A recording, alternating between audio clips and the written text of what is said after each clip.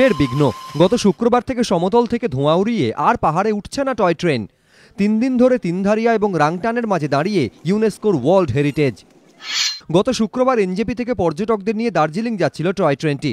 শিলিগুড়ি ও কার্শিয়াংয়ের মাঝে তিনধারিয়ার কাছে লালমাটি এলাকায় ট্রেনের ইঞ্জিন বিকল হয়ে যায়। সেই থেকে লালমাটিতেই দাঁড়িয়ে টয় ট্রেন। শুক্রবারের দিন 10 তারিখ ছিল, আর 3টা 40-এ ঢুকছিল। তারপরে যখন আমি ফোন করলাম তো উপরে যাওয়ার জন্য যাচ্ছে, কিন্তু এখানে এসে তো শটডাউন হলো। শটডাউন হওয়ার পরে তো বাস থাকলো। দার্জিলিং হিমালয়ান রেলওয়ের কার্শিয়াংয়ের এরিয়া ম্যানেজার নরেন্দ্র মোহন জানিয়েছেন, আগামী বুধবার টয় ট্রেনটি সরিয়ে ফেলা হবে।